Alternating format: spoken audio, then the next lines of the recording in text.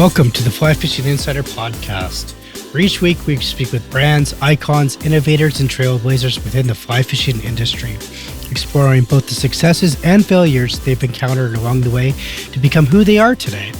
But first, if you have not yet subscribed to the podcast or joined our email list, please do so by going to the flyfisherinsiderpodcast.com, or you can also find us on Instagram at flyfisherinsiderpodcast. Now let's begin.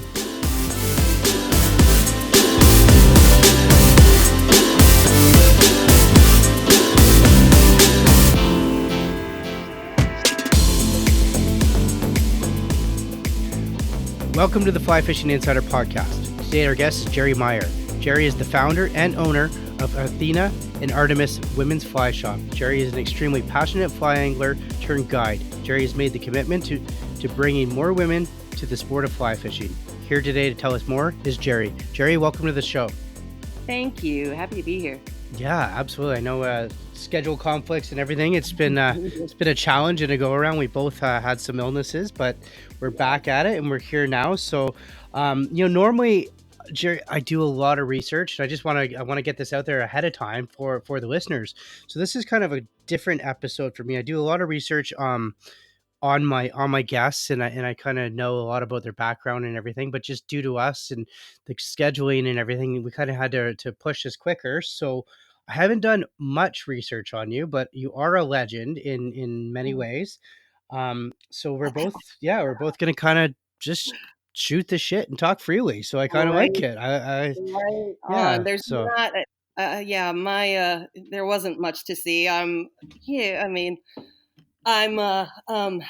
pretty much just happy to be doing this thing. I'm lucky to be doing this thing. I don't have any real exciting background, but it's more about what I'm trying to do going forward. So no worries on the searching all of my past, because it's really not that exciting. well, I think there's some parts that are. So, speaking of past, why don't we jump right into it? Tell the listeners, tell myself, because I don't really know. How'd you get into fly fishing, and when? So yeah. So I really didn't fly fish as a kid. I fished a little bit conventionally with my dad out in a boat and my siblings, worm dunking and that kind of stuff in Washington State. As I was older and probably early college years, my brother was a steelhead, a very avid steelheader, and he started fly fishing a little bit. And I thought he was a conventional guy in the beginning, and then started fly fishing. And I thought it looked kind of cool. I was curious. And then later on, when I was living in Taos, New Mexico, was in the Blue Mountains of Oregon at Wallowa Lake, and went to a fly shop. And this lovely man gave my whole family a casting lesson, and that was kind of it. I was gifted just a cheapo rod reel line setup after that, and that's kind of where it took off. Interesting. So I guess that was like how many years 24 years ago, 20, something like that. 25 years ago. Wow. 24, 25, yeah. All right. I think the biggest question on everyone's mind is like, as a woman 25 years ago, what was the fly fishing industry scene for you like back then? Like, walk us through that. Completely different than today, and I try not to. At the time, it was exhausting. It was very frustrating because there was next to nothing for women. I remember going into shops because there were a lot of shops, or I think at the time there were 3 shops in Taos, New Mexico. And I remember going into them and just feeling like I had lobsters coming out of my ears. Like the idea that, either I was like, people were aghast, like, why is a woman in here? And some were rude. And then, or else it was like, you got a head pat, you go, oh, that's so cute, you fly fish, that total condescending. So it kept me out of fly shops. I will say that pretty honestly. That was not, I did not, feel excited to go into shops back then. And I never saw women on the water. The only time I saw a woman was in a magazine, and it was, like Wendy Gunn or Lorianne Murphy or Joan or, some like Wendy Williamson or like the big name women who've been doing this forever. That was about it. And then I'd get so excited and, there are women who do this, but it took me, I think the first time I actually fished with a woman was 10 years ago. the first time I fished with a woman, Wow. it was Wendy Wow. Williamson, and after I moved here to the Midwest. Hmm. So prior to that, I never even had a girlfriend to fish with. So it was so exciting when I started seeing more and more women. And I think it wasn't at the point that women hadn't done this. I mean, there's so many women, there's so many names of women that have done this forever, far longer than I.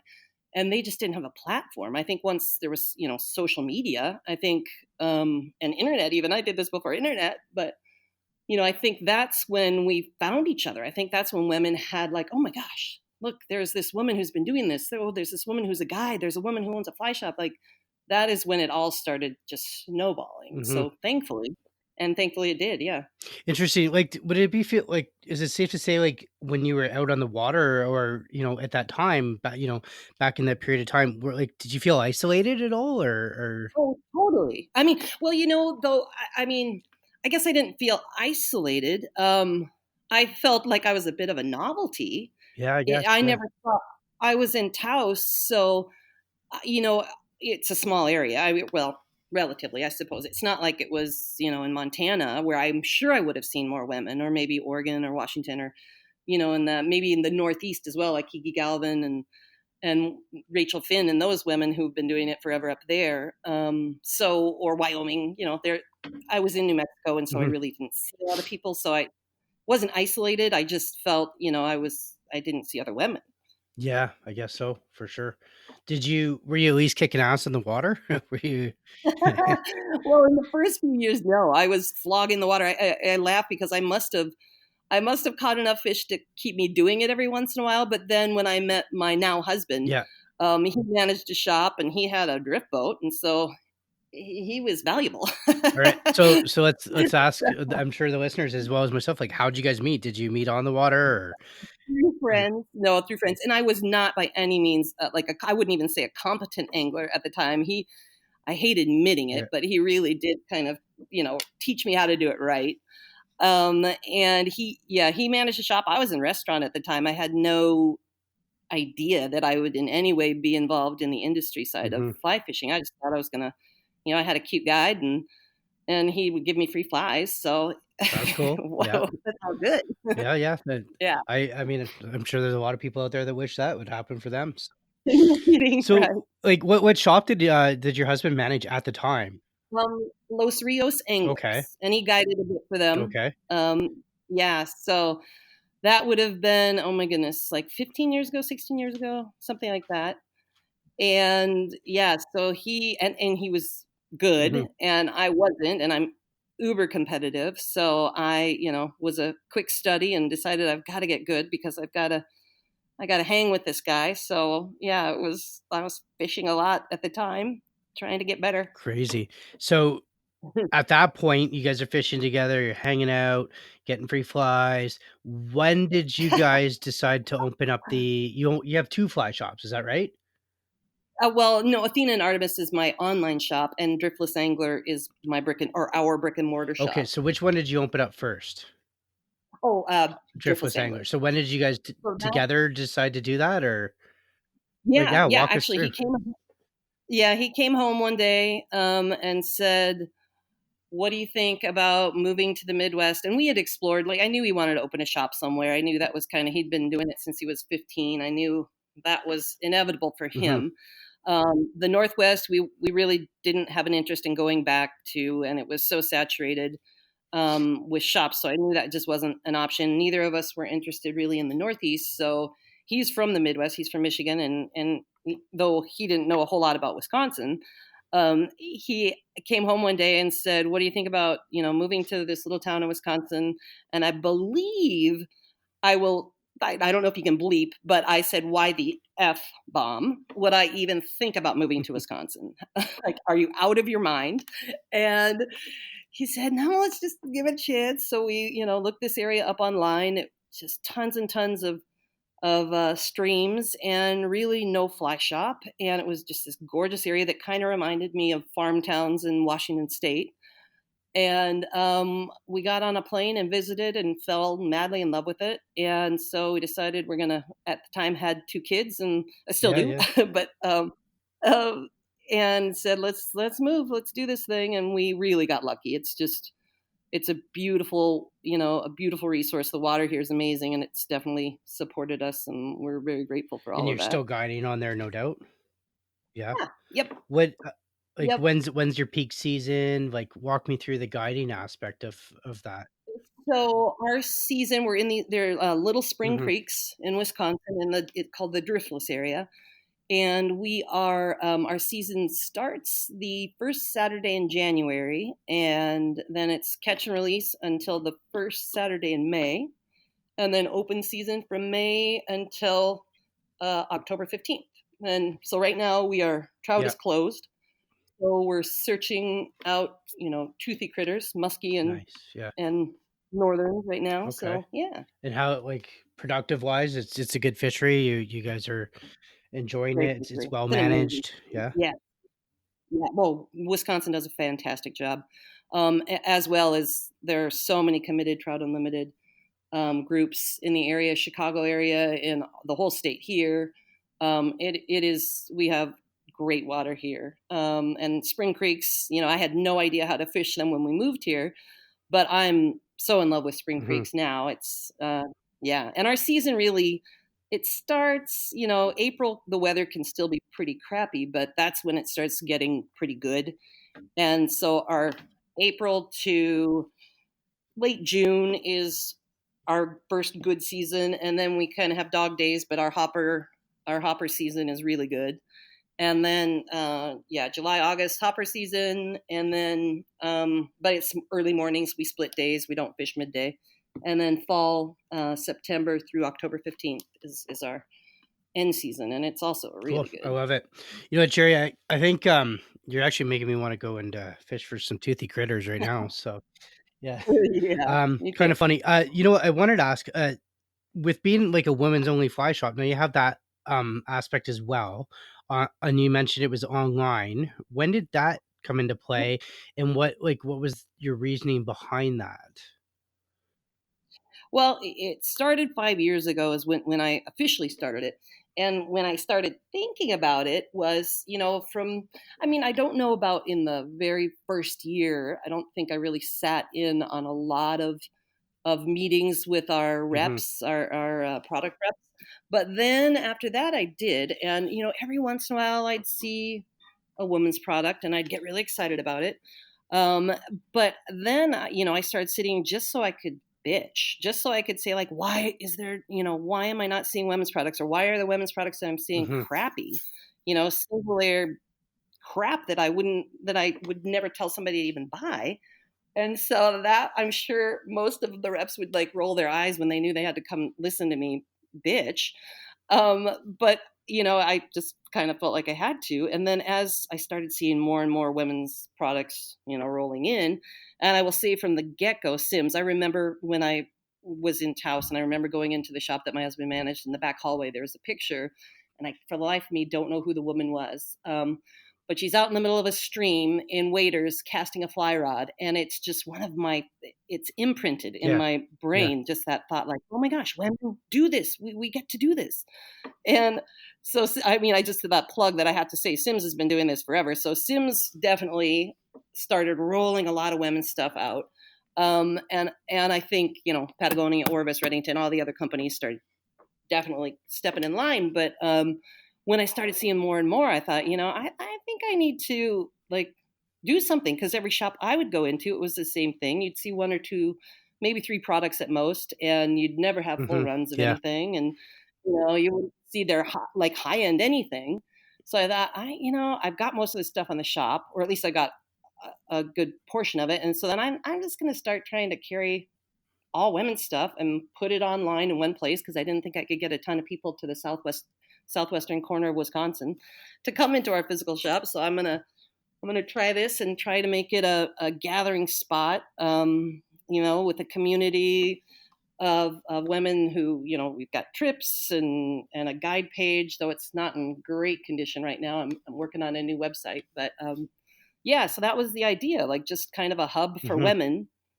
And Cool. that's There's kind a of how it ton of started. stuff I want to dig in on that. So let's jump in right away. Like, I think the big thing is like the comfort level. So when the women are shopping online, do they like?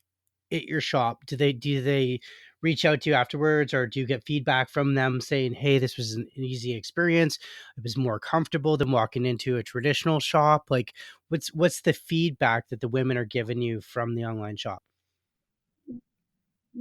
I think in the beginning that happened more, and I'm actually really glad to say that I don't get Good, it as yeah, much I, anymore, because the more women I talk to, or more shops I go into, I usually yeah, see a yeah, yeah, woman in a shop. um, which yeah. I'm so glad. I mean, like, honestly, I'm so truly thankful, because I think there is, and it's not like it's not a. I feel badly, because it's certainly not in any way bashing on men, but I know, like, the guys who work in my shop, they're like, I don't want to measure a woman's inseam. Hmm. That's weird, or I don't want to measure her chest, like. So to have to do that, I think for women, I think I personally would feel a little more comfortable having another woman do that. Um, so, I think that there is, yes, definitely a comfort level. And telling somebody, like, I don't always want to tell people my size. I mean, I guess I'm old enough, I'm kind of over it, but I get it. I get that not everybody wants to rattle Hmm. off what their sizes are. So maybe there's also comfort that way in telling a woman, and then doing it anonymously, not having to go try on waders and potentially not fit them, or have to have somebody go get a bigger one, or, it's all Yeah, yeah. No, wherever, I it's your own totally get personal it, and stuff. that's, But definitely something that, it was addressed, right? So there is that feedback. So yeah, another thing you mentioned in that yeah, conversation was, you talked about how Sims has done I was just at IFTD, and Sims just won, best women's yeah, waiters, and all that sort of right, stuff. And yeah, they have done a great job. And a lot of brands have done a great job. And again, as a podcast host, speaking to brands, a lot of them specifically, like, do you find that we're the brands are finally, and I don't want to say finally, because that's the wrong word. The brands are now opening up new lines, and they're opening up that demographic, and it's, to them, it's a new revenue source, oh yeah, essentially, right? And it's a great absolutely, revenue source. Do you absolutely, find that you're getting full runs, you're getting absolutely. great products, as a, fast forward here from where you started to today, 2019? Like, how are you Yeah. looking on that? Oh, it's worlds apart. I mean, from what we used to, like you said, what we could Hmm. either get from companies, either they were sold out of this, they had one great product and they were sold out of it most of the time. I mean, now, for sure, I think women have become a very important demographic, where I don't think we were demographics at all to begin Oh, with. I I don't mean to agree. sound so I negative, would but agree with that. truly, I think women were a total afterthought. You'd slap some shit together and pitch, throw it to shops and Yeah. say, "Oh yeah, you need to have these in there." And now, no, there's like there. Oh, I mean, yeah, Patagonia's yeah, new waders are amazing. Their women's waders are fabulous. yeah. Those Z's, I mean, love, love. They're a little too short for me, but I absolutely love. I think it's a Mhm. fantastic wader. Orvis is like, it's so women. I think, well, Orvis too, and like the 50-50 thing, like that, making everything equal. Like Yeah. even in their product, when they come out with, they're trying to do it like pairing them together. So a new women's wader comes out, and the same technology goes into it as the men's. Um, yeah, it's a really big deal. I keep telling, women, you have to understand too that for we have to be willing consumers of this if we want these companies to still, to still do this. So I know there's, women little by little are allowing themselves to have a really good, technical pair of waders that might cost $650. So that's kind of been a slow roll too, but I think everything is, the momentum on all of this is really starting to gain For some sure it some is, steam. right? I would definitely say it's gaining steam. What do you find that there's more women, and again, coming back from IFTD, more like, if you look at Linda Weary from Fishyware, right? Or Oh yeah, oh Damselfly. god, Who else is there? I mean, look at yeah, Ripple, right? And Heather, like and they're oh doing all yeah, these new brands are up and coming, and they're entering a market that yeah, was otherwise a boys club. Like, do you find that more and more women are absolutely. out there, creating stuff. And as a shop owner, do you find women are like a Yeah, women's only shop owner? Are they coming to you saying, "Hey, will you carry my stuff?" Like I'm sure there's brands out there that I've never even heard of yeah. that have reached out to Oh, yeah. you Oh, yeah. and said, "Hey, can you, yeah, walk me through Oh, that? yeah. Like what's going on behind the scenes on that?" Oh, yeah, in the beginning I mean, truly, in the beginning, it was just Sims, and then Mhm. Reddington had, like, some apparel, and then, Patagonia came in, then went back out, and then, so, like, when Fishy showed up, I was just, like, nuts. Jen was the one that Yeah. introduced me to Yeah. Linda and to Fishy Wear. I was just like, "Holy crap, this is amazing," and Damsel, Lene and Kara, though, like, that they're so or Yeah. Angler Kelly Jackson has this awesome women's line. I mean, it's awesome. So I mean, there's certainly a lot, and I'm forgetting so many, but yes, I am so excited by it. That the thing is, I personally still want to, not just have to, but want to carry the big labels. Um, and you only, I wish I could carry all of it. I can barely truthfully Mhm. maintain what I've got. I'm not the greatest on the business end of this. Trying, but no, I think if nothing else, I'm so happy to scream from the rooftops all these other women's business lines and product lines, and I think it's so exciting that there are women who are really, And they really are, they're making it kicking too. ass, Who right? who Like, yeah, kicking ass, yeah, absolutely. definitely. It's so I agree. exciting. I am excited about that. Now I know you're extremely passionate about getting more women into the sport, right? And I was thinking about this, Yeah. um, you know, and because it kinda reminds me of my kids, right? So it's getting people into the sport is one thing. So I got my kids into, Mhm. and here's a little story. I'm gonna kinda digress here. But I got my kid into soccer 2 years ago, and then just recently he announced to me, he's like, Dad, I just don't wanna do soccer anymore." So it's that retention, right? So we get women into the sport, fly Yeah. fishing, it's cool, it's the cool thing right now, Instagram, all that sort of stuff. But are they Right. staying in the sport? Let Right. me ask you that. Right. I think that is the biggest. I think that's the most important. There definitely women, like just Mhm. loosely say we're the blue chip. This is especially women with expendable income. It's that's a big reason why more women are coming into the sport. It, there is a thing about retention, and I think and I haven't, I That's all can't good. like pull out any numbers for you, but I do think more and more women are staying in the sport. I think as to, previous years. And I honestly think the big thing is because of the Jen Ripples and Dunn magazines and Heather Hodson's and United Women on the Fly. I think for women, and I'm speaking in generalities, but like I think women really will stay in it if there's a sense of belonging. If you feel Yes. like there I am a part of, and for me, I'm a very independent angler. I love fishing by myself. I take trips by myself, but I do really enjoy fishing with my girlfriends because there's so Mhm. much more to it than just the fishing. So to have like women's groups, and we have a group here that I am fortunate enough to be one of the instructors at a women's clinic. It's Wisconsin Women Fly Fishing Clinics, and there every year we have an intermediate and a beginners, and the beginners is for women by women, and so it's basically 18 to 23 guides and then 18 to 23 women, and these women like have formed their own river buddy groups, and they come here and have little gatherings, or they go elsewhere and have gatherings. I know Iowa, same thing. Michigan Fly Girls, same thing. So when you have these, it's like you have things to look forward to. You can go see your girlfriends and fish, you can go Mhm. do whatever, travel and fish, and I think that that's been a big part of the retention. I think for women in this sport, there is a really fun group mentality that may keep, and I'm not saying all women, but I think a large portion of women, it keeps us here because we feel like we're a part of something bigger than Absolutely. ourselves and something awesome. And with saying that, I mean, it only fuels the 50-50 better. It only makes the industry grow better, which is something that I'm extremely Yeah. passionate about as well.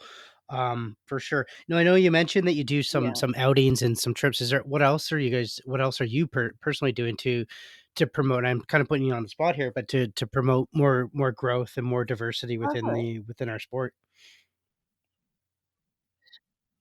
So certainly I so when I first started guiding, I only guided women in the beginning. And a big part of that was just that I had so many women that would come in, and their husbands or partners or whomever were being guided, and they didn't feel comfortable being guided. And there's, let's face it, there's certainly a security issue, I think, for some women, feeling like I'm going out in the middle of nowhere Mhm. with this guy that I have no idea who he is. You know what? And I so gotta there cut was you a off for a sec. I safety never thought of issue that. with me. I I've never thought about I've Yeah, never it's thought a of it's that. a tricky one. It really is. Right. No, and you know what? Honestly, I'm not sure in the beginning that I did. I think for a lot of women, like those Yeah. of us, I grew up with brothers. I grew up in a small town. There was that never felt like that needed to be an issue. And then all of a sudden it dawned on me. And I actually had a woman say that. And I thought, Yeah. wow, that's a big deal. Like, I'm with some guy that I have no idea who he is. I haven't checked his credentials. I don't know. Did he just get hired? And, blah, blah, blah. And But that, I don't mean to make it sound like men are automatically predators or you should be assumed as mhm. such, but it's just Yeah, reality it's for just, women. You have they're to assessing the that has to be danger. I something that mean, like, it's just what you're doing, right? Like, you're assessing the yeah, situation, yeah, there is you know? potential, right? And just like yeah, Yeah. in Montana. Well, anyway, we don't need to go into that too much more, but yes, so that was always, there were women who just didn't necessarily feel comfortable going out with a guy. And the other thing is I, fish with a lot of wives and husbands and daughters and fathers. That's actually my Mhm. I love fishing with daughters and fathers. Um, so, and mothers and daughters, that's just all of that. So in any case, that's how it kind of started. And then it just ended up to where I just, we needed me guiding more. So I now pretty much guide anybody, but I'm most of the time am guiding women. I would say over 50% of my, so I'm available that way. I certainly make myself, I do go to a lot of shows during the winter. So trade shows, fly fishing trade shows. I speak a What was your lot. last subject? I'm Sorry to cut doing you off again, more but, and more. what was your last subject that you spoke on? The driftless is one that I know and that I do get asked to do a lot. So Cool. about this specific area and just about what a different fishery it is. So I do that one a lot, or either the driftless or fishing small water. So fishing small spring creeks or that's Specialty, kind of, or is that I is that suppose, my that's my your area. jam, as they call it, Yeah, right? right, right, right. Cool. Yeah. In the beginning, I would like when I'd go to the fly fishing shows, um, the specific ones, the Ferminsky ones.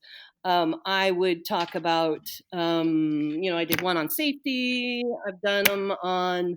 on what's new in the women's world and women's product, because that can definitely be, kind of fun for some people to know. Like, oh, didn't even know that was even available or out. So I've done that. I've done one on layering and winter, like winter weather and hot weather layering clothes. I'm trying to think of any of the others, but yeah, that's kind of what most of the time what I do. But I'm pretty good at BSing, so There you are. Fake it till you I make it. can I like it. I So, can fake it through anything. you know what? Let's talk about that, because I know Yeah, you right, right. you don't fake it till you make it, in the regards of what advice would you offer? Like, someone's listening to this podcast, No. they're like, "Oh my god, I can resonate with what Jerry's saying." And they're a young woman, and they want to get into the sport and whatnot. What's your advice to that person? What would your words of wisdom be to them? I mean, so you know, hit the dirt. Like I just do this as often and as much as you can. I know in the beginning, I really liked it, but it felt intimidating. And I didn't have, apart from my husband, or at that time boyfriend, I didn't have girlfriends. I didn't have other fishing friends. So I would just have to go do this by myself. And in the beginning, I didn't love it because it felt like, this takes so much time. It's just intimidating. There's so much to it. And then once I found, and this was me personally, like find somebody to fish with, find somebody, especially somebody, if you Mhm. can, somebody that's a little better than you, who maybe has a little more experience, and fish with them as much as you can. I mean, just yeah, and reach out to people. That was the other thing. At the time, I didn't have, like, there wasn't a YouTube. I couldn't go look something up Okay, why do I have this little curve in my cast? Why am I doing this? Why am I throwing tailing lips? Whatever. I said to do it and figure it out and keep tying those Yeah. damn knots and tying on new flies. But there are ways to look anything up now. So I mean, I guess just investing. It's just Yeah. as they say, hit the bricks or hit the dirt and just go fish as much as you can. But finding a And partner, man, that helps. like It just helps a lot. to If you can further find touch on that, somebody I to mean, fish with. there's so many more organizations out there. Like you said, United Women on the Fly. You're guiding as well. There's Yeah, probably about half a dozen out there. I'm not going to list them all, but there's so many out there that are encompassing. Plus, if you look at it, with the whole Orvis 50/50, I mean, I think the landscape is definitely changing, and I know. And I want to touch base with you. You're involved with 50/50 in some degree. Is that correct? Yeah, like, share with us. Again, remember, yeah, I yeah, haven't done yeah. any research, but I've kinda know you Well, have, so I mean, 50/50's initiative is just correct, yeah. trying. It used to be 50/50 by 2020, trying to get, yeah. And I think it's parity. It's just trying to create an environment to where it's just the norm. That I don't think there's any realistic idea that there has to be 50% women, 50% men. That's, no, I personally, I don't care about that. For me, all it means is trying to create a landscape that is accepting, that is, and you know what I mean. I guess the start for me, I'm even trying to press more into. I would love to see diversity in more than just you know the women and men. I would like to I know where see you're going with diversity that, in and, all I direction, think cultural. that's our next push within the Yeah, industry, and that's when I say make it bigger, yeah, I mean all inclusive as well, and it yeah. Right. Right. And I think the thing that I guess for me, like at the end of the day, why do we want more people? Well, truthfully, because we have more stewards mhm, for the resource. And I forget talking about that sometimes, that honestly, at the end of the day, yes, it serves my ego. It feeds me in so many ways and my adrenaline and all that. Like I really that's love right. fishing, but I really love fish. I love these beautiful little creatures and I love where they live. Oh my goodness, I love where they live. So, at the end of the day, that's why I want more people and I want, more friends to hold hands with, figuratively, sometimes literally, and, clean up a stream or go Mhm. vote or go canvas for, whatever it is in protecting, Correct, yeah, the absolutely. reason why A I bigger get to voice, do a bigger this. That community. I get to Yeah, do yeah, I'm on board, yeah. that clean water. Yeah. So that's why I personally would love diversity beyond just gender. I would love diversity far beyond that. And I mean, yeah, there are hurdles all over the place, but hey, we've gotten over some so far. So yeah, I mean, No. I'm not exactly the big Yeah, idea yeah, person. yeah. I'm more of the Sherpa. I Put agree. something on Yeah, no, my it's back and I can awesome. lift it, but No, for sure. Totally agree with everything you're saying on that. So, what, like, what are some of your goals that you have, like, personally? Like, what are some of your goals, and what's kind of next for you on your level of where you're going with everything you're doing on your platform? yeah, I, I wish I I wish I could tell you I have these really lofty goals. Um, for me, my initial one was, yeah, just opening up this sport for women, and kind of a barrier buster or whatever, because I just didn't see it happening, and so I wanted to push that forward. Conservation is something that I can't say I've been active in loosely, but that's something that I Hmm. would like to dig into a whole lot deeper, and become a whole lot more active. And that is pretty wide open. Trout Unlimited certainly is, and for us in the Driftless, there are initiatives here. But bigger than that, I guess I'm looking at Patagonia leading that way and blazing that path. And I kind of like to get in that wake. I want to explore They're conservation doing a whole such a lot good more job too, and be a whole lot Patagonia. more hands I on mean, with like, that. So that's kind of I what just I'm. I had an interview Yeah, with Kate yeah, Williams from 1%, and it's just like phenomenal, like the stuff they're doing, no, and like, Having just met Yeah. them as well at Yeah. last week or whatnot at IFTD. It was just the stuff is just it's trailblazing, right? It's just unreal.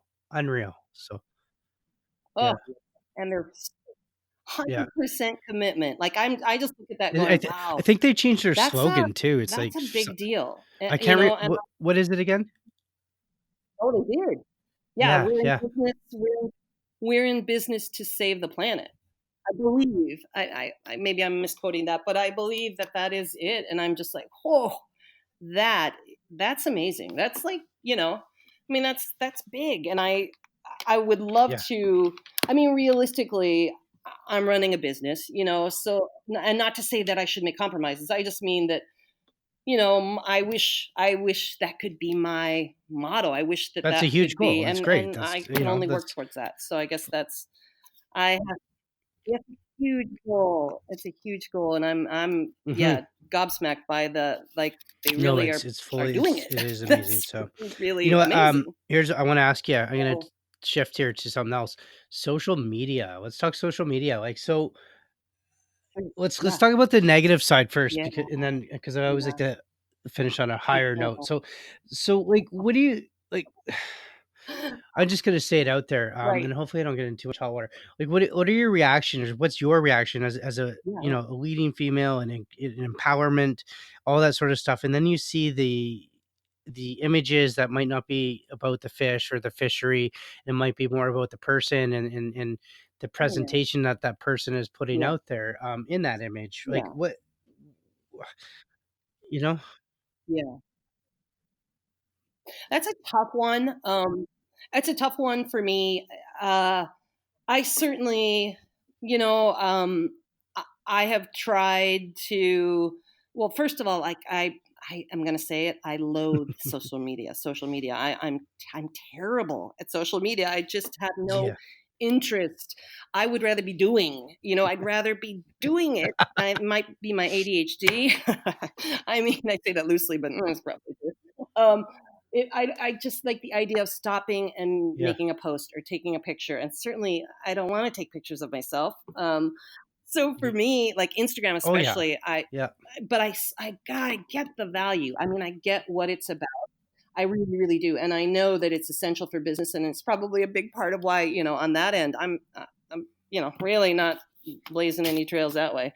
But I am amazed and I'm impressed by the people that do it. But I would say, so I have a hard time. Well, I guess what's authentic to me and meaningful to me isn't going to be authentic and meaningful to the person next to me.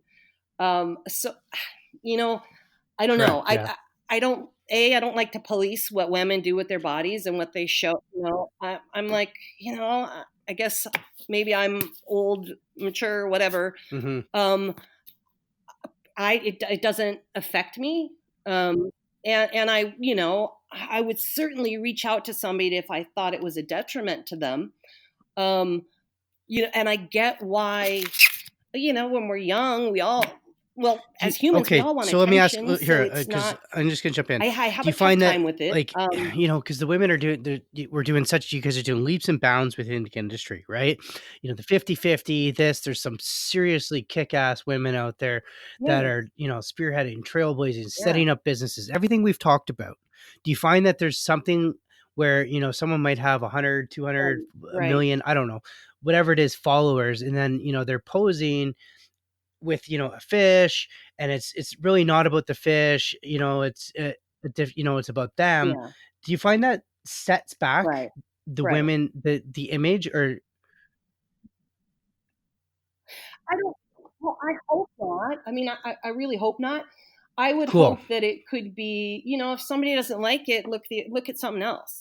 I mean, I guess I am of that opinion that, um, again, like my nose in somebody else's business while Mhm. you're doing that. If it's hurting a fish, yeah, I'll say something. I don't think I would do it publicly.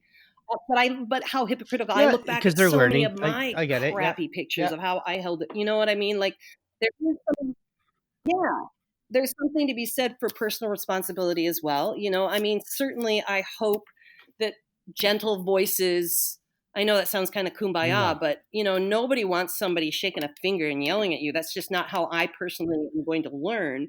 So if somebody pulls me aside and says, yeah, but I think for women, Yeah. who have a million followers and get, likes or whatever, because they're in a bikini holding a fish. Yeah, I mean, I might roll my eyes. I might have a personal opinion about Mhm. it. But at the same time, I've had, and in the beginning, I did. Don't get me wrong. Like I've had to kind of Mm, evolve into like well, you know what? I guess I have to be more and that's where I was gonna um, go with it. It's attentive to almost what I'm it's doing and almost the how I'm norm, reacting, and right? It's and almost the norm, think of and it's bigger things. becoming more acceptable as Yeah, well. Not yeah, that it yeah, was yeah. never unacceptable, right? So Well, and you know what? That is absolutely true. Oh, what did I do? Um, no, I know in the beginning it really, really mhm, bothered me. In the beginning, when I was, of course, when you're trying to get a name, and I wanted to do it as a legitimate angler, and um, certainly, would like to be thought of for my skills, or at least like I mean, being goofy or making people laugh or whatever, and not necessarily what I look like, but on the flip side of that too is that there is like, I mean, this is visual. It's all visual, social media. So it's not, um, yeah.